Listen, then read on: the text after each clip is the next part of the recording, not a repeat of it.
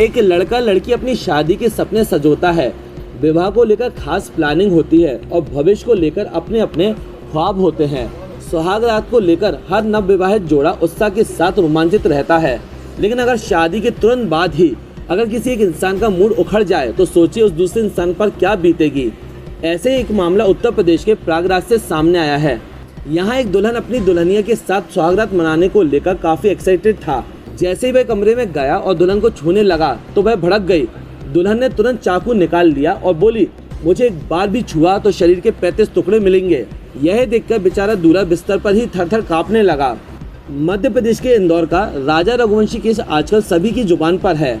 अभी कातिल सोनम की हरकतों से लोग उभर नहीं पाए, तब तक यूपी के प्रयागराज से एक नया अनोखा मामला सामने आ गया। यहाँ एक घर में नई दुल्हन के आने की खुशियाँ ज्यादा समय तक नहीं चल सकी।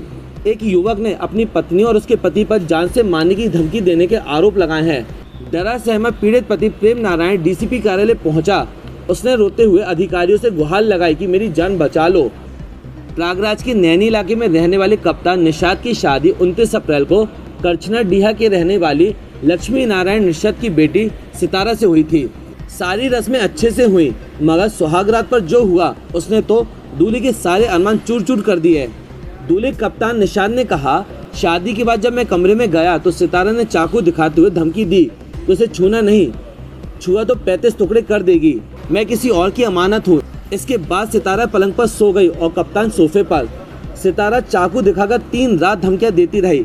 आखिर कप्तान का धैर्य जवाब दे गया, जिसके बाद उसने अपनी मां को बात बताई। तब यह मामला खुला। कप्तान के पिता राम आश्रय ने कहा कि जब हमें यह सब पता चला तो हमने बहू को प्यार से कमरे में बुलाया, उससे पूछा कि क्या हो गया। तब उसने साफ साफ बताया कि वह अमन नाम के शख्स से प्यार करती है, उसी के साथ रहना चाहती है। अमन ही उसके साथ सुहागरात मना सकता है, कोई और नहीं।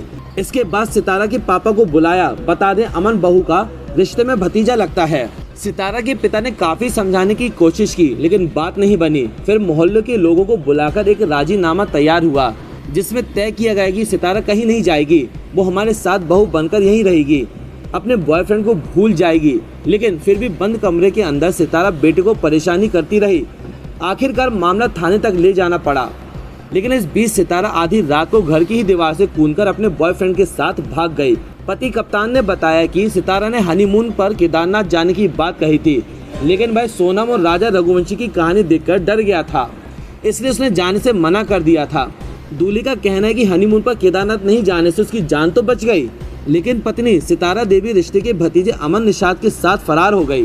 पीड़ित पति ने नैनी थाने में तहरीर देकर पत्नी से छुटकारा दिलाए जाने की मांग की है। पुलिस भी अब पूरे मामले की जांच पड़ताल में जुटी है।